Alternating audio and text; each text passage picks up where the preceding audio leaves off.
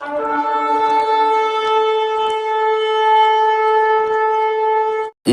ನಾವು ಆಗಲೇ ತಂದೆ ಮಗ ಪವಿತ್ರಾತ್ಮನ ಬಗ್ಗೆ ತಿಳ್ಕೊಂಡು ಈಗ ನಾವು ತಂದೆಯಾದ ದೇವರ ಬಗ್ಗೆ ಮಾತ್ರ ತಿಳ್ಕೊಳ್ಳೋಣ. ತ್ರೈಕತ್ವದ ಬಗ್ಗೆ ಈಗ ಮಾತಾಡೋದಿಲ್ಲ. ಅದು ನಿಮಗೆ ಇನ್ನೊಂದು ಸಲ ನಾನು ವಿವರಣೆ ಕೊಡ್ತೀನಿ ಅಂತ ಹೇಳಿದ್ದೀನಲ್ಲ. ಈಗ ಚಿಕ್ಕದಾಗಿ ಪ್ರಾರ್ಥನೆ ಮಾಡಿ ಮುಂದಕ್ಕೆ ಹೋಗೋಣ.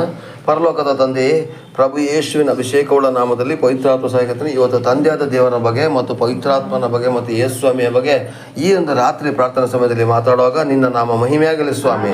ನಿನ್ನ ಕೃಪೆ ಹಿಡಿದು ಬರಲಿ ಸ್ವಾಮಿ. ಈ ವಾಕ್ಯವನ್ನು ಕೊಡುವಾಗ ನಿನ್ನ ನಾಮ ಮಹಿಮೆಯಾಗಲಿ ಯೇಸುವಿನ ನಾಮದಲ್ಲಿ ತಂದೆ, ಆಮೇಲೆ.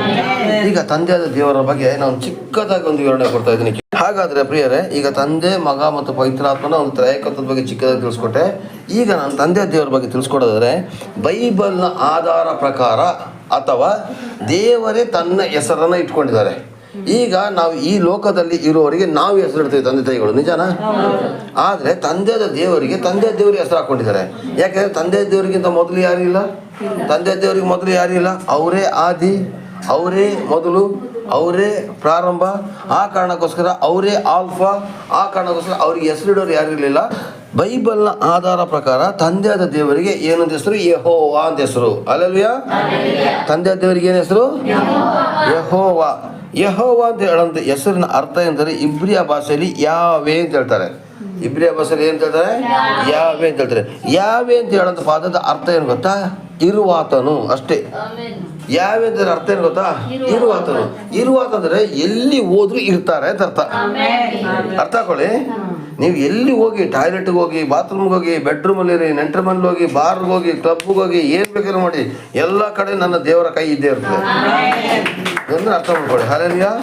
ಸ್ವಲ್ಪ ಮೆಲ್ಲೆ ಆಮೇಲೆ ಬರಲಿ, ಮೆಲ್ಲೆ ಚಪ್ಪಾಳೆ ಬರಲಿ. ಹಲ್ಲೆಲೂಯಾ. ಅದಕ್ಕೆ ಆಯ್ತಾ ಕೇಳಿ. ಎಲ್ಲ ಕಡೆಯಲ್ಲಿ ನೋಡಿ, ಯಾವೇ ಅಂತ ಹೇಳತಕ್ಕಂಥ ಒಂದು ಪದದ ಅರ್ಥ.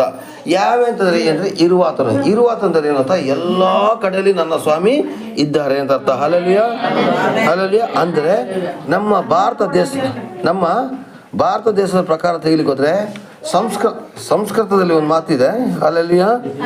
ದೇವರು ಅಂತ ಹೇಳೋದು ಅವರಿಗೆ ಮಕ್ಕಳೇ, ಸತ್ಯ ದೇವರು ಯಾರಂತ ಕೂಡ ಗೊತ್ತಿಲ್ಲದಿದ್ರು ಕೂಡ ಅಲ್ಲಿ ಏನಾಗಿದ್ದಾರೆ, ಅವರು ಕೂಡ ಅವ್ರ ಬಾಯಲ್ಲಿ ಹೇಳ್ತಾರೆ ದೇವರು ಎಲ್ಲ ಕಡೆ ಇದ್ದಾರೆ. ಹಾಗಾದ್ರೆ ನಮ್ಮ ಹಿಂದೂ ಬಾಂಧವರಲ್ಲಿ ಪರಮಾತ್ಮ ಅಂತ ಕರೀತಾರೆ. ಪರಮಾತ್ಮ ಅಂದರೆ ಏನಂದ್ರೆ ಪವಿತ್ರಾತ್ಮ, ಪರಮಾತ್ಮ ಎಲ್ಲ ಒಂದೇ ಪ್ರಿಯರೇ. ಅರ್ಥ ಮಾಡ್ಕೊಳ್ಳಿ. ಅವ್ರ ಪರಮಾತ್ಮ ಅಂತ ಹೇಳ್ತಾರೆ, ನಾವು ಪವಿತ್ರಾತ್ಮ ಅಂತ ಹೇಳ್ತೀವಿ. ಇದ್ರ ಮಧ್ಯ ಬೇರೆ ರಾಜಕೀಯ ವ್ಯಕ್ತಿಗಳು ಮತ್ತು ಕೆಲವೊಂದು ವ್ಯಕ್ತಿಗಳು ಏನ್ ಮಾಡ್ತಾರೆ ಗೊತ್ತಾ? ಈ ಧರ್ಮನ ಕದಡ್ತಾ ಇದ್ದಾರೆ ಅಷ್ಟೇ. ಅರ್ಥ ಆಗ್ತಿದ್ಯಾ? ಧರ್ಮನ ಏನ್ ಮಾಡ್ತಿದ್ದಾರೆ? ಕದಡ್ತಾ ಇದ್ದಾರೆ ಅಷ್ಟೇ. ನಿಜವಾಗ್ಲೂ ಧರ್ಮ ಕದಡದವ್ರ ಪರಿಸ್ಥಿತಿ ಎಷ್ಟು ನಾಯಿ ಪಾಡಾಗ್ತದೆ ಅವ್ರಿಗೆ ಗೊತ್ತಿರ್ತದೆ. ಅವ್ರ ಪರಮಾತ್ಮ ಅಂತಂದ್ರೆ ನಾವು ಪವಿತ್ರಾತ್ಮ ಅಂತ ಹೇಳ್ತೀವಿ, ಅಷ್ಟೇನೇ ವ್ಯತ್ಯಾಸ. ಯಾಕಂದ್ರೆ ಆ ಪರಮಾತ್ಮ ನಿಜವಾದಂಥ ಆತ್ಮಸ್ವರೂಪ, ಇವ್ರು ನಾವು ಕೂಡ ಆತ್ಮಸ್ವರೂಪನೇ. ಇದನ್ನ ದಯವಿಟ್ಟು ಅರ್ಥ ಮಾಡ್ಕೊಳ್ಳಿ. ಈ ಪರಮಾತ್ಮ ಅಥವಾ ಪವಿತ್ರ ಆತ್ಮ ಅಂತಕೊಂಡು ಹೇಳ್ತಾರಲ್ಲ, ಇದು ಪರಿಶುದ್ಧವಾದಂಥ ಒಂದು ಆತ್ಮವಾದ ದೇವರು. ಅವರು ದೇಹಾಕಾರದಲ್ಲಿದ್ರೆ ಒಂದೇ ಕಡೆಯಲ್ಲಿ ನಿಲ್ಲಕ್ಕಾಗೋದು, ಆದ್ರೆ ಆತ್ಮಕಾರದಲ್ಲಿದ್ರೆ ಎಲ್ಲಾ ಕಡೆಯಲ್ಲಿ ಇರ್ಬೋದು ಅವರು. ಅದಕ್ಕೋಸ್ಕರ ನನ್ನ ದೇವರು ಆತ್ಮಸ್ವರೂಪಿಯಾಗಿದ್ದಾನೆ. ಯಾವ ತರದರೆ ಯೋಹಾನ 4ನೇ ಅಧ್ಯಾಯದಲ್ಲೂ ಕೂಡ ಬರ್ತಿದೆ, ಸತ್ಯದಲ್ಲೂ ಆತ್ಮದಲ್ಲೂ ಆರಾಧನೆ ಮಾಡೋ ಕಾಲ ಬರ್ತದೆ, ನನ್ನ ದೇವರು ಆತ್ಮಸ್ವರೂಪನು ಅಂತೇಳಿ. ತಗೊಂಡ್ಬಿಡ್ತೀರಾ? ಅದೊಂದು ವಾಕ್ಯ ನೋಡ್ಬಿಡ್ತೀರಾ? ಅದೊಂದು ವಾಕ್ಯ ನೋಡ್ಕೊಳ್ಳಿ. ಯೋಹಾನ 4ನೇ ಅಧ್ಯಾಯ ವಚನ ನೋಡ್ತೀನಿ. ಯೋಹಾನ 4:24 ಓದಿ. ದೇವರು ಆತ್ಮ ಸ್ವರೂಪನು, ಆತನನ್ನು ಆರಾಧಿಸುವವರು ಆತ್ಮೀಯ ರೀತಿಯಲ್ಲಿ ಸತ್ಯಕ್ಕೆ ತಕ್ಕ ಹಾಗೆ ಆರಾಧಿಸಬೇಕು. ಆತ್ಮೀಯ ರೀತಿಯಲ್ಲಿ ಸತ್ಯಕ್ಕೆ ತಕ್ಕ ಹಾಗೆ ಆರಾಧಿಸಬೇಕು. ದೇವರು ಆತ್ಮ ಸ್ವರೂಪನು. ಆತ್ಮೀಯ ರೀತಿಯಲ್ಲಿ ಆರಾಧಿಸ್ಬೇಕಾದ್ರೆ ಅಲ್ಲಿ ಆತ್ಮದಲ್ಲಿ ಆರಾಧನೆ ಮಾಡ್ಬೇಕಾದ್ರೆ ಅಲ್ಲಿ ವಿಗ್ರಹಗಳು ಬರಬಾರ್ದು. ಅದಕ್ಕೇನೆ ನಮ್ಮ ಚರ್ಚಿನಲ್ಲಿ ಯೇಸು ಸ್ವಾಮಿದು ಫೋಟೋ ಕೂಡ ಇಲ್ಲ, ಯೇಸು ಸ್ವಾಮಿದು ವಿಗ್ರಹ ಕೂಡ ಇಲ್ಲ. ಈ ಚರ್ಚಲ್ಲಿ ಸಿಲುಬೆ ಕೂಡ ಇಲ್ಲ. ಯಾಕೊತ್ತಾ? ಆ ಸಿಲುಬೆ ಇಟ್ರೆ ಯೇಸು ಸ್ವಾಮಿ ಫೋಟೋ ಇಟ್ರೆ ಅದು ವಿಗ್ರಹ ಆಗೋಯ್ತು.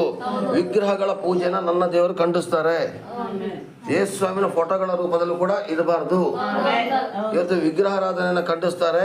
ಮರಗಳಿಗೆ ಪೂಜೆ ಮಾಡಂಗಿಲ್ಲ, ಮಣ್ಣಿನ ಮಡಿಕೆ ಪೂಜೆ ಮಾಡಂಗಿಲ್ಲ, ಕಲ್ಲಿಗೆ ಪೂಜೆ ಮಾಡಂಗಿಲ್ಲ, ಯಾವುದು ಮಾಡಂಗಿಲ್ಲ. ಯಾಕಂದ್ರೆ ದೇವರು ಆತ್ಮಸ್ವರೂಪನಾಗಿದ್ದಾರೆ. ನಿಮ್ಮ ಆತ್ಮವನ್ನು ದೇವರ ಆತ್ಮನು ಒಂದಾಗಿ ಪ್ರಾರ್ಥನೆ ಮಾಡಬೇಕು. ಹಲ್ಲೆಲೂಯಾ. ಹಲ್ಲೆಲೂಯಾ. ಇರ್ಲಿ. ಈಗ ಸಂಸ್ಕೃತ ಪ್ರಕಾರ ಏನಂತಾರೆ, ದೇವರು ಇಲ್ಲಿ ನೋಡಿ ಈ ವಾಕ್ಯದಲ್ಲಿ ಮಗಳು ಓದಲಿ, ಈಗ ದೇವರ ಆತ್ಮ ಸ್ವಲ್ಪ ಆತನ ಆರಾಧಿಸುವ ಆತ್ಮೀಯ ರೀತಿಯಲ್ಲಿ ಸತ್ಯಕ್ಕೆ ತಕ್ಕಾಗಿ ಆರಾಧಿಸಬೇಕು. ಸತ್ಯಕ್ಕೆ ತಕ್ಕಾಗಿ ಆರಾಧನೆ ಮಾಡೋದು ಯಾವುದು ಗೊತ್ತಾ?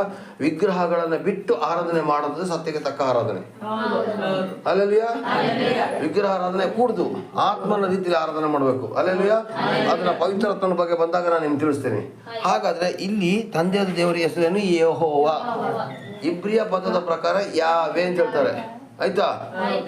ಇಬ್ರಿಯ ಪದದ ಪ್ರಕಾರ ಯಾವೆ ಅಂತ ಹೇಳ್ತಾರೆ. ನೆಕ್ಸ್ಟ್ ಅಲ್ಲಿಂದ ಮುಂದಕ್ಕೆ ಬಂದಾಗ ಅಲ್ಲಿ ಯಾವೆ ಅಂತಂದ್ರೆ ಇರುವಾತನು ಅಂತ ಅರ್ಥ. ಇರುವಾತನು ಅಂತ ಹೇಳಿದ್ರೆ ಏನು? ಎಲ್ಲಾ ಕಡೆಗಳಲ್ಲೂ ಕೂಡ ಇರುವಾತನಾಗಿದ್ದಾನೆ. ಏನು? ಎಲ್ಲಾ ಕಡೆಗಳಲ್ಲಿ, ಇಂಥ ಜಾಗ ಅಂತಲ್ಲ, ಎಲ್ಲ ಕಡೆಯಲ್ಲಿದ್ದಾರೆ. ಅವ್ರು ಉತ್ತದೊಳಗಡೆ ಇದ್ದಾರೆ, ಮೇಲಿದ್ದಾರೆ, ಕೆಳಗಡೆ, ಇಡೀ ಸೃಷ್ಟಿನೇ ಅವ್ರ ಅಂಗೈಯಲ್ಲಿದೆ. ಹಾಗಾದ್ರೆ ಈ ನಮ್ಮ ಹಿಂದೂ ಪದ್ಧತಿ ಪ್ರಕಾರ ಅಥವಾ ನಮ್ಮ ಬ್ರಾಹ್ಮಣರ ಪ್ರಕಾರ ದೇವರನ್ನ ಸರ್ವಂತ್ರಾಯಾಮಿ ಅಂತ ಹೇಳ್ತಾರೆ. ಸರ್ವಂತ್ರಾಯಾಮಿ ಅಂದ್ರೆ ಎಲ್ಲ ಕಡೆ, ಅಣು ರೇಣು ತೃಣಕಾಷ್ಟದಲ್ಲೂ ಇದ್ದಾರೆ ಅಂತಾರೆ. ಅಣುದಲ್ಲಿ ಚಿಕ್ಕ ಅಣುವಲ್ಲೂ ಕೂಡ ದೇವರಿದ್ದಾರಂತೆ. ಸಣ್ಣ ಕಣಗಳಲ್ಲೂ, ಅಣು ರೇಣು ತೃಣಕಾಷ್ಟದಲ್ಲೂ ಕೂಡ ನಮ್ಮ ದೇವರು ಇದ್ದಾರೆ. ಹಲ್ಲೆಲೂಯಾ. ಹಾಗಾದ್ರೆ ಎಲ್ಲಲ್ಲಿ ಇರುವಾತನ ಯಾವ ತರ ನಾವು ಇಲ್ಲಿ ನೋಡ್ಲಿಕ್ಕೆ ಹೋಗೋಣ. ಕೀರ್ತನೆ 139 ತೆಗಿತೀರಾ? ಕೀರ್ತನೆ 139 ನೋಡಿ, ನಮ್ಮ ದೇವರು ಎಲ್ಲ ಕಡೆ ಇದ್ದಾರೆ ಚಿಕ್ಕ ಸಾಕ್ಷಿ. ಈಗ ನಾವು ಕೀರ್ತನೆ 139 ಅಧ್ಯಾಯದಲ್ಲಿ ಪೂರ್ತಿ ಇದೆ. ದೇವರು ಎಲ್ಲಾ ಕಡೆ ಇದ್ದಾನೆ ಅಂತ ಚಿಕ್ಕ ಸಾಕ್ಷಿ ಕೊಡ್ತಾ ಇದ್ದೀನಿ. ದೇವರು ಎಲ್ಲ ಕಡೆ ಇರುವಂತ ಕಾರಣಕ್ಕೋಸ್ಕರ ಪ್ರಿಯರೇ, ನೀವು ಮಾಡಿದ ಪ್ರತಿಯೊಂದು ಪಾಪಗಳು ಅವ್ರಿಗೆ ಗೊತ್ತಿದೆ. ನೀವು ಮಾಡಿದ ಒಳ್ಳೆ ಕ್ರಿಯೆಗಳು ಗೊತ್ತಿದೆ. ನೀವು ಮಾಡಿದ ಪ್ರತಿಯೊಂದು ಕೆಲಸಗಳು ಗೊತ್ತಿದೆ. ಪ್ರತಿಯೊಂದು ಕೂಡ ಗೊತ್ತಿದೆ. ನೀವು ಏನೇ ನಾಟಕ ಆಡಬಹುದು ಜನಗಳ ಮುಂದೆ, ಆದ್ರೆ ದೇವರಿಗೆ ನಿಮ್ಮನ್ನು ಗೊತ್ತಿದೆ. ಯಾಕಂದ್ರೆ ಅವ್ರು ಎಲ್ಲಾ ಕಡೆಗಳಲ್ಲಿ ಯಾವ ಜಾಗದಲ್ಲಿ ಕಂಡಿಡ್ತಾರೆ. ಭಾನುವಾರ ದಿವಸ ಬಿಟ್ಟು ಮದುವೆಗೆ ಹೋಗ್ತೀರಾ? ಅದು ಗೊತ್ತಿದೆ. ಭಾನುವಾರ ದಿವಸ ಬಿಟ್ಟು ಹಾಲು ತುಪ್ಪಕ್ಕೆ ಹೋಗ್ತೀರಾ? ಅದು ಗೊತ್ತಿದೆ. ಭಾನುವಾರ ದಿವಸ ಬೀಗರೂಟಕ್ಕೆ ಹೋಗ್ತೀರಾ? ಅದು ಗೊತ್ತಿದೆ. ನೀವು ಏನೇನು ಮಾಡ್ತೀರಾ ಮನೆ ಒಳಗಡೆ ಹೊರಗಡೆ, ನಿಮ್ಮ ಮನಸ್ಸಲ್ಲಿ ಆಲೋಚನೆ ಮಾಡೋದು ಕೂಡ ದೇವ್ರಿಗೆ ಗೊತ್ತಿದೆ. ಅದಕ್ಕೋಸ್ಕರ ಹೇಳ್ತೀನಿ, ನನ್ನ ದೇವರು ಇರುವಾತನಾಗಿದ್ದಾನೆ. ಯೆಹೋವಾದರೆ ಯಾವೆ. ಯಾವೆ ಅಂದರೆ ಅದರ ಅರ್ಥ ಇರುವಾತನು. ಇರುವಾತ ಅಂದ್ರೆ ಎಲ್ಲ ಕಡೆಯಲ್ಲೂ ಕೂಡ ಇದ್ದಾರೆ ಇದ್ದಾರೆ ಇದ್ದಾರೆ ಅಂತ ಅರ್ಥ. ಅದಕ್ಕೆ ನಮ್ಮ ಇಂಡಿಯಾ ದೇಶ ಪ್ರಕಾರ ಸರ್ವಂತ್ರಯಾಮಿ ಅಂತ ಹೇಳ್ತಾರೆ. ಇಲ್ಲಂದ್ರೆ ಅಣುರೇಣು ತೃಣಕಾಷ್ಟದಲ್ಲೂ ಇದ್ದಾರೆ ಅಂತ ಹೇಳ್ತಾರಲ್ಲ, ಅದಕ್ಕೆ ಸಾಕ್ಷಿ ಕೀರ್ತನೆ 139 ಪೂರ್ತಿ ಓದ್ಬಿಡಿ. ಓದಿ. ನೀನು ನನ್ನನ್ನು ಪರೀಕ್ಷಿಸಿ ತಿಳಿದುಕೊಂಡಿದ್ದಿ.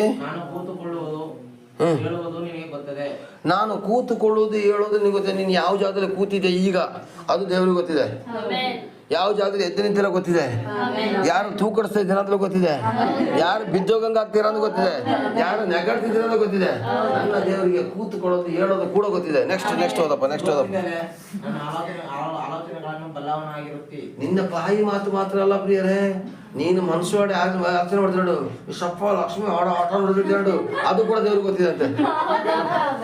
ಮಾದೇವ ಆಟ ನೋಡ್ರು ಅದು ಕೂಡ ದೇವ್ರಿಗೆ ಗೊತ್ತಿದೆ ಅಂತೆ. ಶಿವಣ್ಣ, ನೀನು ಮನಸ್ಸೋಡೆ ನನ್ನ ಬೈಕೊಂಡ್ರು ಕೂಡ ದೇವ್ರಿಗೆ ಗೊತ್ತಿದೆ ಅಂತೆ ಶಿವಣ್ಣ.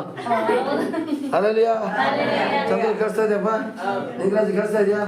ನೀವು ನಿಮ್ಮ ಮನಸ್ಸಿನ ಒಳಗಡೆ ಏನ್ ಅಂದುಕೊಳ್ತೀರ ಅದು ಕೂಡ ದೇವ್ರಿಗೆ ಗೊತ್ತಾಗ್ತದಂತೆ. ಆಗ ನಮ್ಮ ದೇವರು ಎಷ್ಟೊಂದು ಸೂಕ್ಷ್ಮವಾದ ವಿಷಯಗಳನ್ನ ಕಂಡಿಡ್ತಿದ್ದಾರೆ ನೋಡ್ರಿ. ನಮಗೆ ಏನ್ ಅರ್ಥ ಮಾಡ್ಕೊಳಕಾದ್ರೆ ದೇವ್ರಿಗೆ ಗೊತ್ತಿದೆ. ಅದಕ್ಕೆ ಅವ್ರನ್ನ ಸರ್ವಂತ್ರಯಾಮಿ ಅಂತ ಹೇಳ್ತಾರೆ. ಇರುವಾತನು. ನೆಕ್ಸ್ಟ್ ಜೋರಾಗಿ. ನಾನು ನಡೆಯುವುದನ್ನು ಮಲಗುವುದನ್ನು ಶೋಧಿಸಿ ಗ್ರಹಿಸಿಕೊಳ್ಳುತ್ತಿ.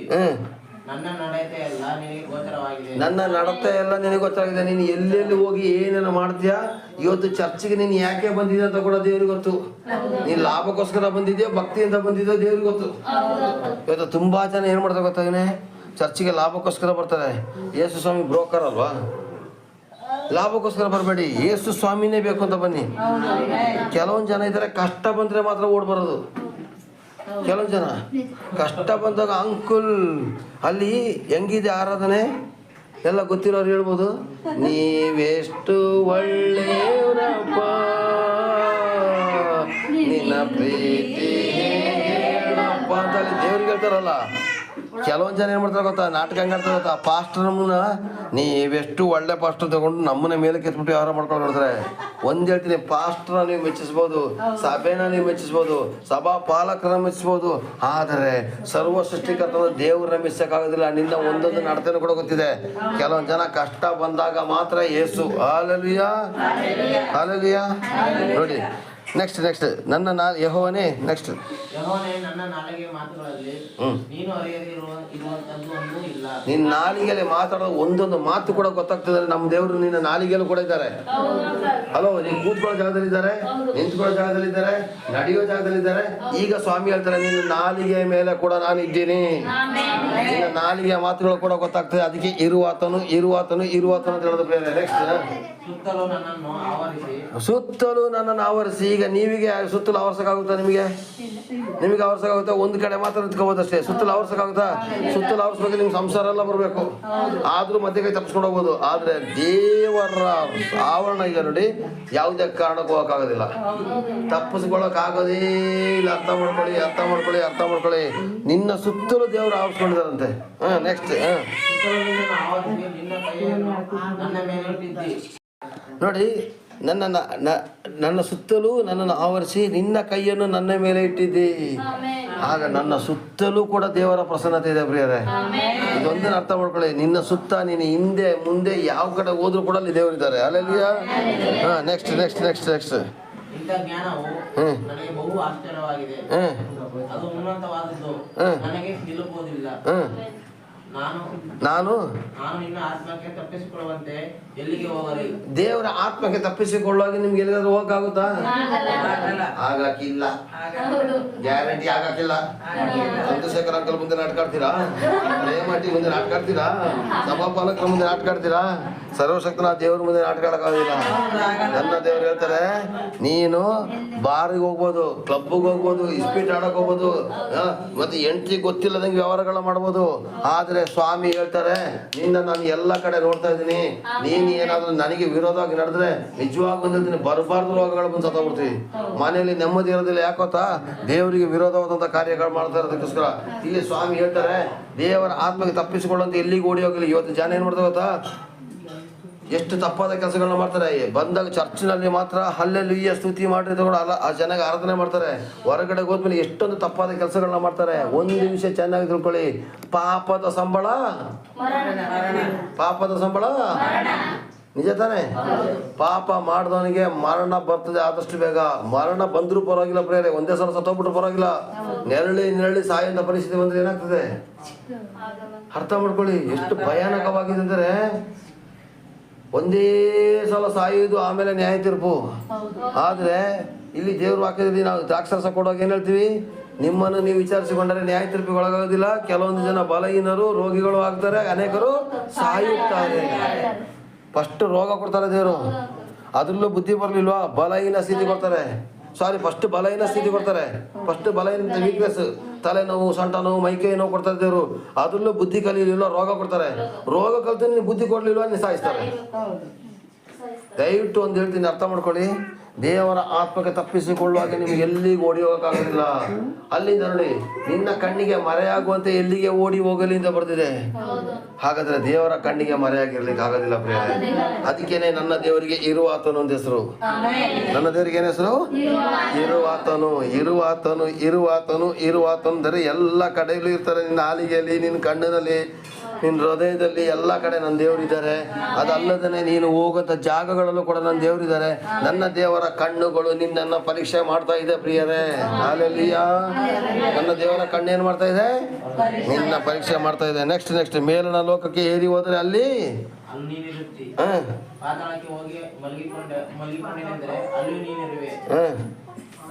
ಅರುಣ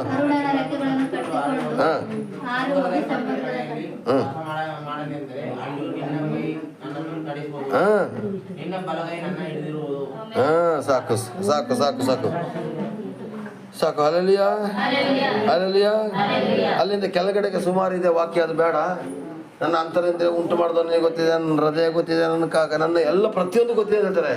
ಒಂದು ವಿಷಯ ಚೆನ್ನಾಗಿ ನೆನ್ಪಿಟ್ಕೊಳ್ಳಿ ಪ್ರಿಯರೇ, ನನ್ನ ದೇವರು ಇರುವಾತನಾಗಿದ್ದಾನೆ. ನನ್ನ ದೇವರು ಎಲ್ಲ ಕಡೆ ಇದ್ದಾನೆ. ಭಾನುವಾರ ಆಲಯಕ್ಕೆ ಬಂದು ಸುಮ್ಮನೆ ಹೋಗೋದು ಮಾತ್ರ ಅಲ್ಲ. ಅರ್ಥ ಆಗ್ತಾ ಇರೋದು ಅಂದ್ಕೊಳ್ತೀನಿ. ಭಾನುವಾರದ ಕ್ರೈಸ್ತರು ನೀವು ಆಗ್ಬೇಡಿ, ಪ್ರತಿದಿನದ ಕ್ರೈಸ್ತರಾಗಿ.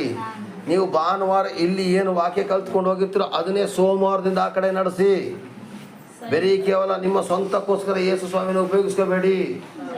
ಇವತ್ತು 190% ಜನ ಯೇಸು ಸ್ವಾಮಿಯನ್ನ ಅವ್ರಿಗೆ ಅದ್ಭುತ ಆಗಲಿಂದ ಮಾತ್ರ ಉಪಯೋಗಿಸ್ಕೊಳ್ತಾರೆ. ಇವತ್ತು ನಮ್ಮ ಸಭೆಯಲ್ಲಿ ಇಷ್ಟು ಜನ ಮಾತ್ರ ಅಲ್ಲ, ಇದಕ್ಕಿಂತ ಡಬ್ಬಲ್ ಜನ ಇದ್ರು. ನನಗೆ ನಿನ್ನೆ ಒಂದು ಕೋಲಾರದಿಂದ ಒಬ್ಬ ಬಂದ ಪಾಸ್ಟರ್ ಪರಿಚಯ ಆದ್ರು. ನಿನ್ನೆ ಅವ್ರು ಹಾಸ್ಪಿಟಲ್ ಅಡ್ಮಿಟ್ ಆಗಿದ್ದಾರೆ. ನಾನು ಅವ್ರನ್ನ ನೋಡ್ಲಿಕ್ಕೆ ಅಂತ ಹೋದಾಗ ಅವ್ರು ಹೇಳ್ತಾರೆ, ನಮ್ಮ ಸಭೆಯಲ್ಲಿ ಕನಿಷ್ಠ ಪಕ್ಷ 50,000 ಜನ ಇರಬೇಕಾಗಿತ್ತು, ಆದರೆ ಎಲ್ಲ ಅದ್ಭುತ ಸಿಗದೇ ಬಿಟ್ಟೋಗಿ ಈಗ ಬರೀ 5,000 ಜನ ಇದ್ದಾರೆ ಅಂತೇಳಿ. ನೋಡಿ ಎಷ್ಟೊಂದು ಬೇಜಾರಾಗ್ತದಲ್ಲ. 50,000 ಜನ 5,000 ಅಂದ್ರೆ ಎಷ್ಟೊಂದು ದುಃಖ ಅಲ್ವಾ? ಅಲ್ಲೆಲ್ಲಿಯ ಹಾಗೆ ನಮ್ಮ ಸಭೆಯಲ್ಲಿ ಎಷ್ಟು ಜನ ಬಂದವರು ಏನು ಮಾಡಿದ್ರು, ಅದ್ಭುತ ಆಗಲಿಲ್ಲ ತಗೊಂಡು ಬಿಟ್ಟೋದ್ರು. ನಾನು ನಿಜ ಒಂದು ಹೇಳಲ್ಲ ಪ್ರಿಯರೇ, ನೀವು ದೇವರು ಬೇಕು ಅಂತ ಬನ್ನಿ, ಆಟೋಮೆಟಿಕ್ ಆಗಿ ನಿಮಗೆ ಅದ್ಭುತ ಆಗುತ್ತೆ, ನಿಮಗೆ ಆಟೋಮೆಟಿಕ್ ಆಗಿ ಆಶೀರ್ವಾದ ಆಗುತ್ತೆ. ನೀವು ಇಲ್ಲಿ ಯೇಸುನ ನಂಬ್ಕೊಂಡು ಇಲ್ಲಿ ತಂದೆ ದೇವರ ನಂಬಿ ಕೊನೆಗೆ ಅಲ್ಲಿ ನೀವು ಮನೆಗೆ ಹೋಗ್ಬಿಟ್ಟು ಬೇಡದಿರೋ ಕ್ರಿಯೆಗಳನ್ನ ಮಾಡಿದ್ರೆ ನನ್ನ ದೇವರು ನಿಮಗೆ ಆಶೀರ್ವಾದ ಮಾಡೋಕ್ಕಾಗೋದಿಲ್ಲ. ಯಾಕೆಂದ್ರೆ ನನ್ನ ದೇವರು ನಿನ್ನ ಮನೆಯಲ್ಲೂ ಕೂಡ ಇರುವಾತನಾಗಿದ್ದಾನೆ. ನೀನು ಹೋಗೋದು ಫ್ರೆಂಡ್ಸ್ಗಳ ಜೊತೆ ಮಾತಾಡೋ ಜಾಗದಲ್ಲೂ ಕೂಡ ಇರುವಾತನಾಗಿದ್ದಾನೆ. ಹಳ್ಳಿ ಮರದ ಕೆಳಗಡೆ ಕೂತು ಇಸ್ಪೀಟ್ ಆಡಿದ್ರು ಕೂಡ ನೀನು ಅಲ್ಲಿ ಇರುವಾತನಾಗಿದ್ದಾನೆ. ಇಸ್ಪೀಟ್ ಆಡಿದ್ರು ಕೂಡ ಗೊತ್ತಿದೆ, ಎಣ್ಣೆ ಹಾಕಿದ್ರು ಕೂಡ ಗೊತ್ತಿದೆ, ಹೆಂಡತಿಗೆ ಹುಷಾರು ತಪ್ಪಿದಾಗ ₹1 ದುಡ್ಡು ಕೊಡದೇ ಇದ್ರು ಕೂಡ ದೇವರಿಗೆ ಗೊತ್ತಿದೆ. ಅರ್ಥ ಆಗ್ತಿದ್ಯಾ? ಕೇಳಿಸ್ತಾ ಇದೆಯಾ ಎಲ್ರಿಗೂ? ಇವತ್ತು ಕೆಲವೊಂದು ಗಂಟೆ ಕೇಳಿಸ್ಕೊಳ್ಳಿ, ಎಲ್ಲ ಕೇಳಿಸ್ಕೊಳ್ಳಿ. ನನ್ನ ಫ್ರೆಂಡ್ ಒಬ್ಬ ಇದ್ದ, ಅವ್ರ ಹೆಸರು ಹೇಳೋದಿಲ್ಲ, ಅವ್ರು ಯೂಟ್ಯೂಬ್ ನೋಡಿದ್ರೆ ಗೊತ್ತಾಗ್ಬಿಟ್ರೆ ತಾನು ಮಾತ್ರ ಮಸಾಲೆ ದೋಸೆ ತಿನ್ಬಿಡೋದು. ನೀನು ಹೆಂಡತಿ ಮಕ್ಕಳಿಗೆ ಒಂದೊಂದು ಕಟ್ಕೊಂಡು ಹೋಗ ಇದ್ದಾರೆ, ಅವರು ಮನೇಲಿ ತಿಂತಾರೆ ಬಿಡಿ ಅಂತೇಳಿ. ನೀನು ಮಾಡಬೇಡ ಕಣೆ ಅಂತೇಳಿ ಮನೆಗೆ ಅವನು ಹೊಟ್ಟೆನ ಮಾತ್ರ ನೋಡ್ಕೊಂಡಿದ್ದ.